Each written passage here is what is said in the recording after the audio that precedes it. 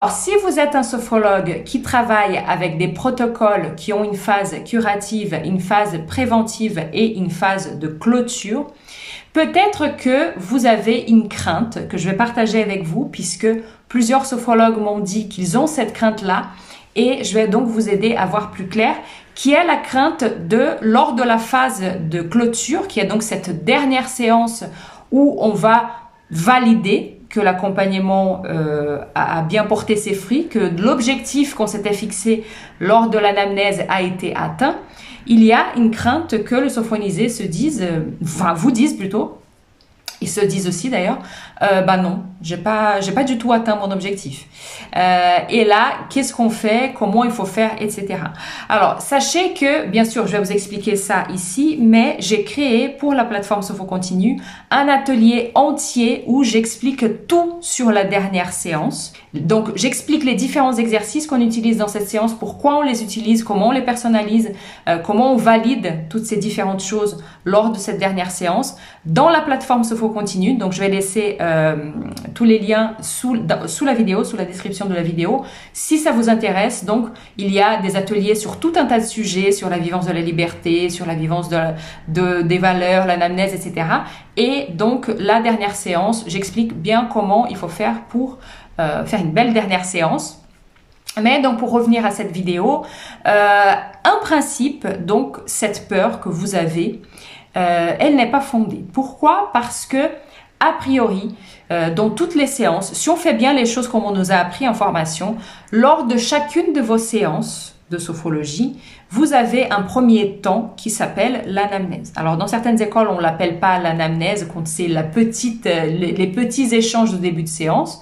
Il y a certaines écoles, je crois, on appelle ça dialogue pré-sophronique, peu importe, mais en tout cas, normalement, quand vous recevez votre client pour la 2e, 3e, 4e, 5e séance, vous ne commencez pas, que ce soit en présentiel ou en distanciel, peu importe, vous ne commencez pas directement par voilà, aujourd'hui on va faire tel ou tel exercice.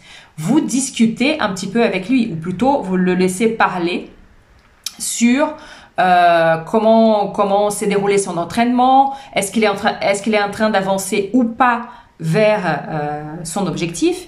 Et là, justement, va être le moment où vous devez poser des questions ciblées. Si vous le laissez parler, comment ça s'est passé, si vous lui demandez simplement, alors comment ça va, il risque de vous parler de tout un tas de choses qui ne sont peut-être pas hyper pertinentes pour l'accompagnement. Mais c'est ce moment-là, justement, de la séance. Vous devez vous servir de ce moment-là de la séance pour justement savoir par rapport à l'objectif, où est-ce qu'il se situe. Si son objectif c'est de mieux dormir, est-ce qu'il voit des différences lors de la 2e séance, de la 3e séance, de la 4e séance?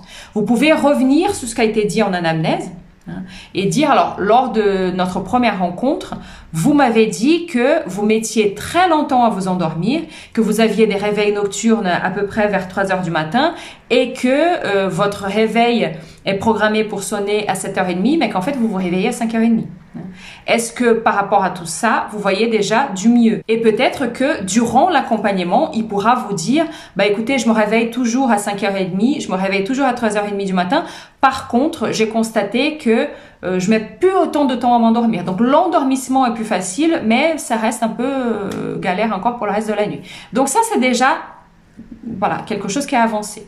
Donc c'est déjà un petit progrès qui se fait durant l'accompagnement.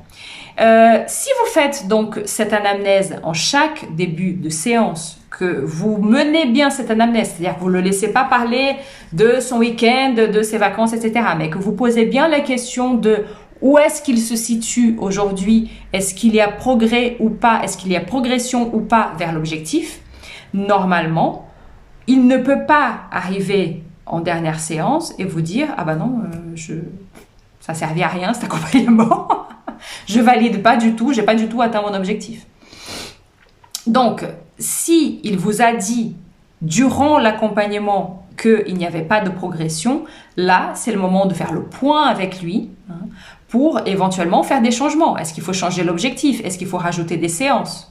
Donc, normalement, quand on arrive à cette dernière séance, qui est la séance où on est censé valider l'objectif, normalement, on est capable de le valider soit à 100%, soit on ne le valide pas à 100%, mais on sent quand même qu'il y a une progression. Enfin, c'est même pas qu'on sent qu'il y a une progression. Il nous a dit qu'il y avait une progression. On a posé la question, il nous a répondu et on a noté ce qu'il a répondu. Donc, normalement, si vous avez bien fait votre travail d'anamnèse et d'ajustement du protocole durant tout l'accompagnement, ce n'est pas possible d'arriver à la fin et vous dire non, je ne valide pas du tout.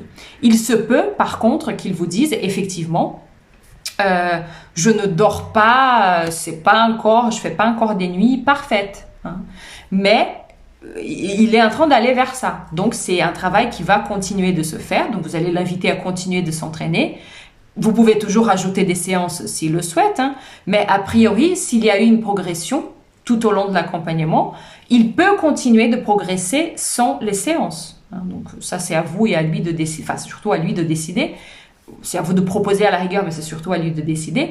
Mais on peut quand même déjà valider dans cette dernière séance qu'il y a eu une progression. Il y a quelque chose qui s'est passé vers du mieux. Et c'est pas vous qui le sentez, encore une fois. Vous avez les infos, il vous les a données lors des différentes anamnèses. Donc vous allez juste lire ce qu'il vous a dit dans les anamnèses précédentes. Si jamais il vous dit « Ah non, non, ça servi à rien », ah bah si, puisque vous m'avez dit lors de la deuxième séance que les endormissements étaient déjà un peu mieux, que vous réveillez systématiquement à 3 heures du matin, là c'est plus si systématique que ça, et que le réveil, vous dormez un peu plus le matin. Faut dire aussi que la plupart du temps, la plupart des sophonisés, s'ils ne voient pas de résultats, s'ils ont l'impression qu'ils viennent en séance et que ça sert à rien, ils vont probablement pas aller jusqu'à la dernière séance, à moins que ce soit un accompagnement gratuit et qu'ils se sont tout simplement engagés à aller jusqu'à la fin. Peut-être que dans ce cas-là, ils iront,